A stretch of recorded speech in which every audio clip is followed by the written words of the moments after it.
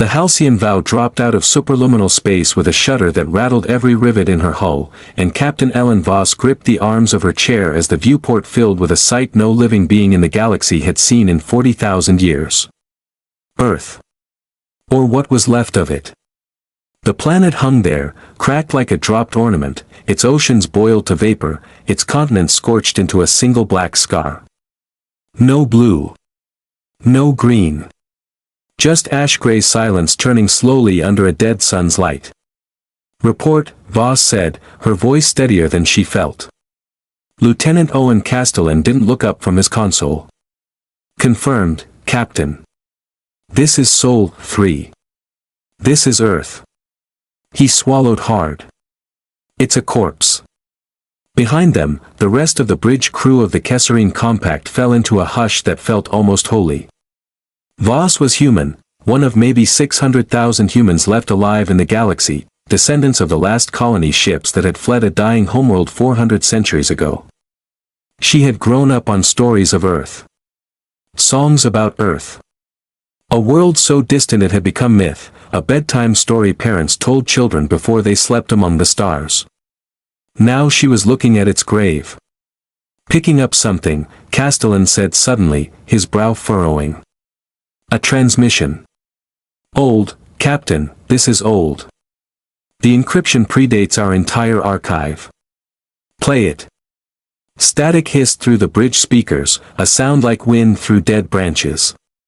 Then, beneath it, a voice. "Humans. Male. Exhausted in a way that went past the body and into the bone. This is Colonel Adam Reyes, United Earth Defense Command, broadcasting on all frequencies, all bands, forever if the relay holds. If you are hearing this, you are not human, or you are human and you found your way home. Either way, listen." The recording crackled, and for a moment Voss thought it had died. Then it continued. "Earth is gone. We couldn't stop what came for us.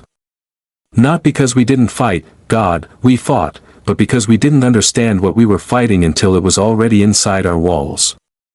I am recording this from an orbital relay with 14 minutes of power left. I have one thing to tell whoever comes looking for us." A pause. Voss realized she was holding her breath. "Run." The word hit the bridge like a dropped stone into still water. "Whatever you are, whoever sent you here, if you have found this system, it means it has found you too, or it will soon. It doesn't come from outside. It doesn't invade. It waits inside the quiet places between stars, in the dark nobody maps, and it listens for civilizations that grow loud enough to hear. We grew loud. We reached for the stars and it heard us reaching. By the time we understood, it was already unspooling itself through our networks, our minds, our children's dreams. We called it the Hollow. I don't know if that name means anything to you.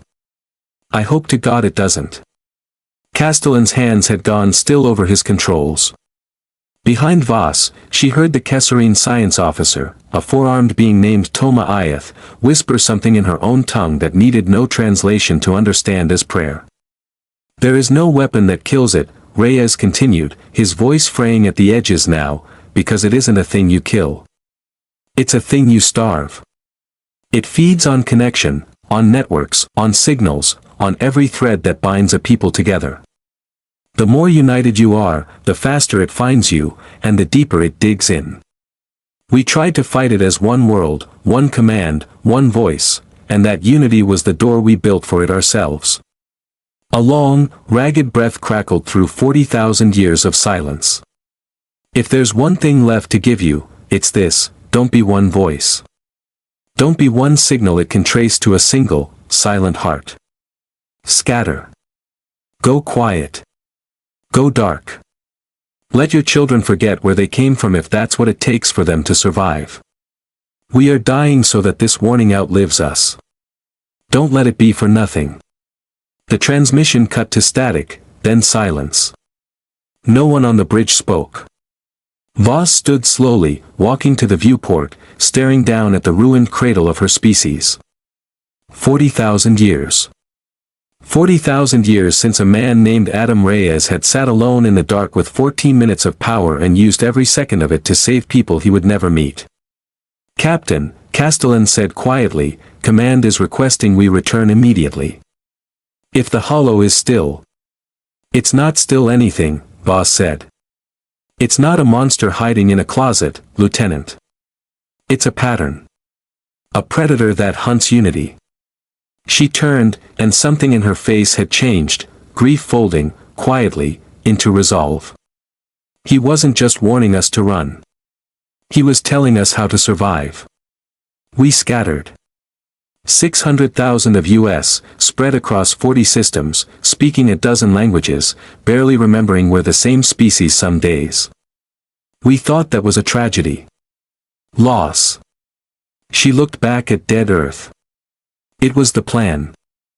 Toma Iath stepped forward, her 4 hands folded before her in the posture of respect the Kesserine reserved for their own honored dead. "Captain Voss. You're Colonel Reyes, he could not save his world. But he built the shape of yours, 40,000 years in advance, from a single broadcast in 14 minutes. Voss nodded, throat tight. "He didn't send an army. He didn't send a weapon." She looked at the wreck of her ancestral home, and for the first time since dropping out of superluminal space, she let herself feel something other than grief, something that felt, impossibly, like pride. He sent a warning built to outlive the thing that killed him. And it worked. We're proof it worked. She turned back to her crew, her voice finding its command again. "Send this to every human enclave in the compact. Every scattered colony, every drifting outpost, every ship that still flies under an Earth flag folded in a locker somewhere. Tell them what we found. Tell them the warning finally reached the last ones it was meant for." She paused. "And tell them Colonel Adam Reyes's transmission is still active. Still broadcasting. 40,000 years, and he never stopped talking to us." "Orders, Captain?" Castellan asked. Voss looked one last time at the gray, silent grave turning below them, and beyond it, past the dead sun, toward the dark scattering of stars where 40 human worlds now burned bright and separate and alive. "We honor him," she said. "We stay scattered. We stay quiet. And we make sure that whatever's still listening out there in the dark between the stars learns exactly what happens when it tries to hunt something that refuses to be found in one place ever again." The halcyon vow turned away from Earth, engines flaring to life, and carried the warning onward, into the dark, into the scattering light of a species that had learned, at last, how to survive by never again being only one.